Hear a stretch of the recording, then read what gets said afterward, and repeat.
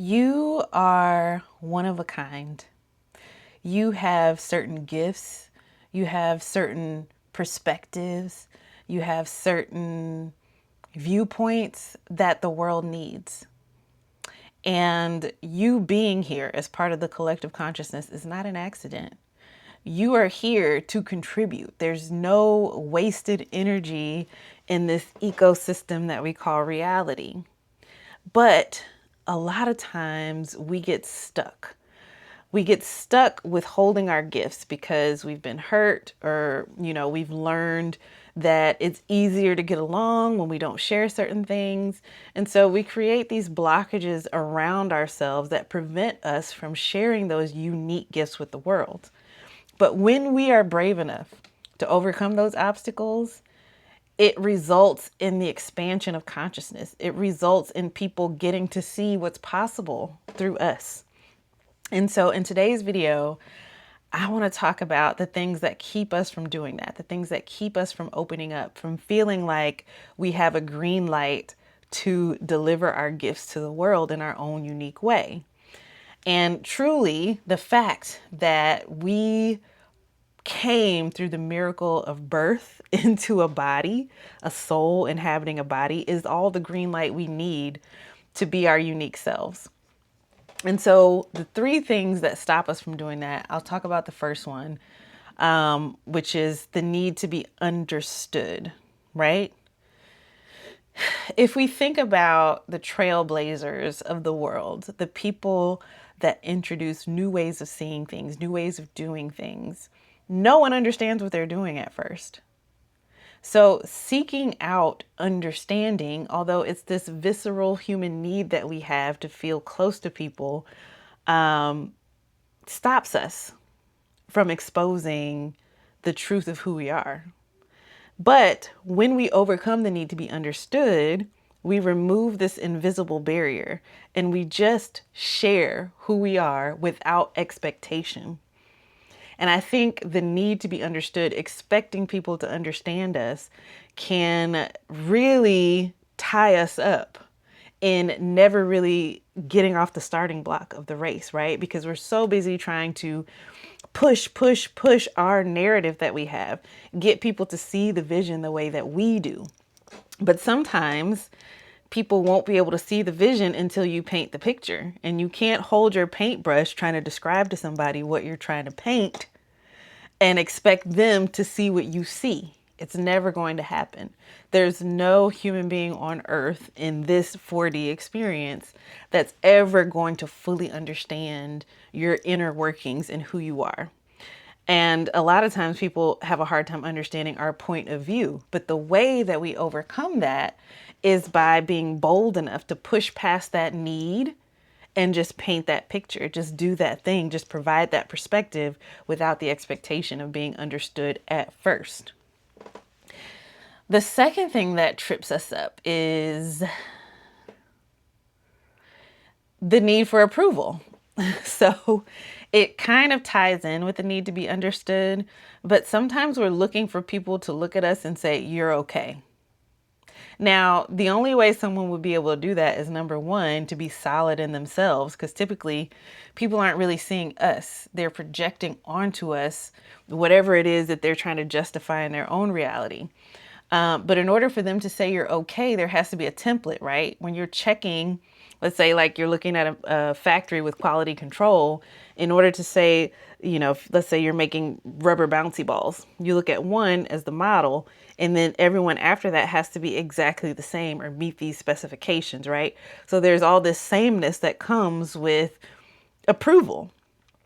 And most of the time, when we're delivering something that's never been delivered, at least not in the way that we deliver it, we're not going to get universal approval.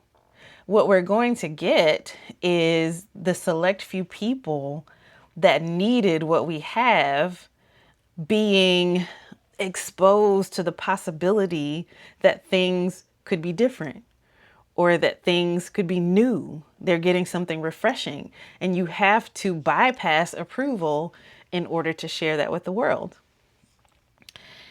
The other thing that kind of holds us up is this need for perfection, right? And these things are layered. So that need for understanding, needing people to see where you're coming from, and then needing people to tell you that you're okay are all leading up to this need for perfection, right? So you've got your unique vision, you've got your unique perspective, you've got your unique way of seeing things or doing things, and you have this beautiful vision that is your gift, and you want it to be perfect, right? And so you take it through all these steps. You try to get people to understand it. You try to get people to say it's okay all before you deliver it. And then you maybe get to the point where you want to deliver it and it's not exactly as you envisioned it. So you don't think it's okay. We've got to let go of the need for perfection because although we are one of a kind, we're unique, we have unique gifts to deliver to the world, we are operating in this ecosystem of other souls that also have unique things to deliver. So what you might envision as perfect in your inner world may not be exactly what's needed, but it's the vision that drives you to deliver that unique thing to the collective consciousness. And it just may not look like what you thought it was going to look like. And we've got to let go of that. We've got to be open to iterations, right? Not to say we can never get to that perfect vision that we have in our minds and in our hearts, but I mean, the nature of this 4D reality is to run into friction, run into obstacles, to have things kind of play out in ways that we could never have expected. That's part of the fun of being in this reality. And so all three of these things, the need to be understood, the need to be approved, the need for things to be perfect, are a form of trying to control things, right?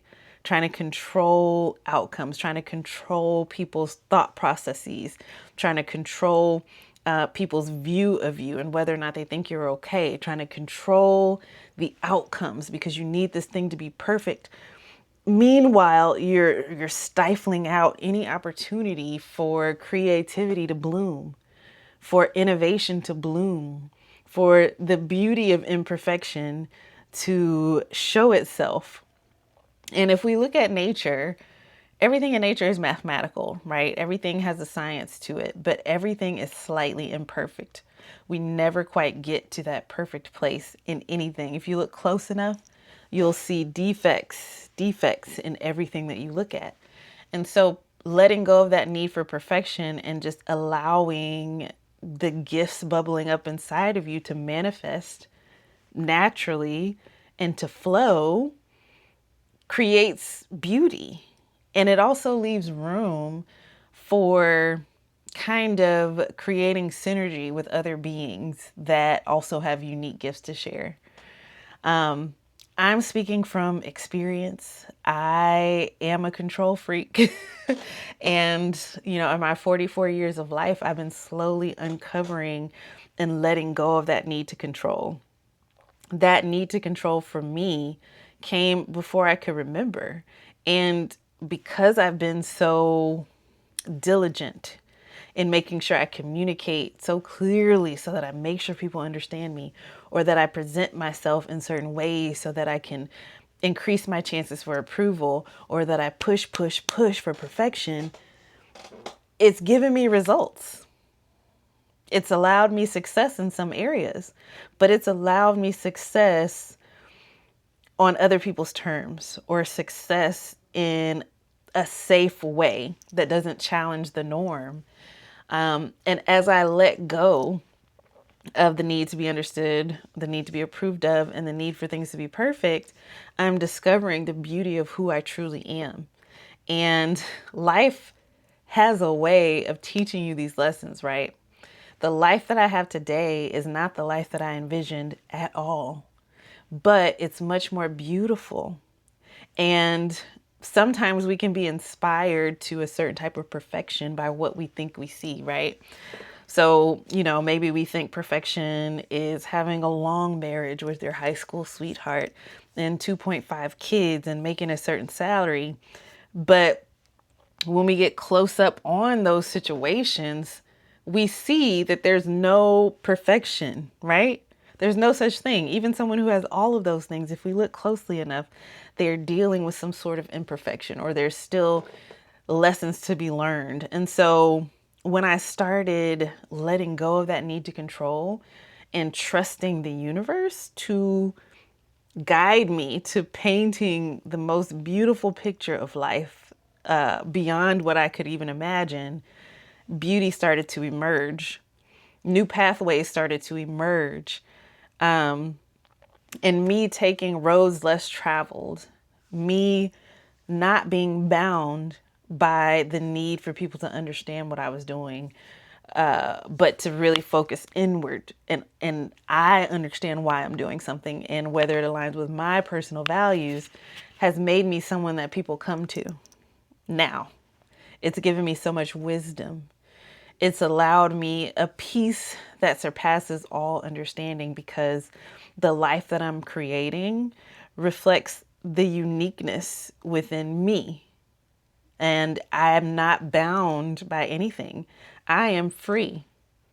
And so, what allows us to bring to the world what is uniquely ours is this sense of freedom and this sense of trusting that no matter what, the universe has our back, that everything is conspiring for our good, and that we are okay because we exist. And there's something that we bring to the collective consciousness that is contributing to the never ending evolution of it.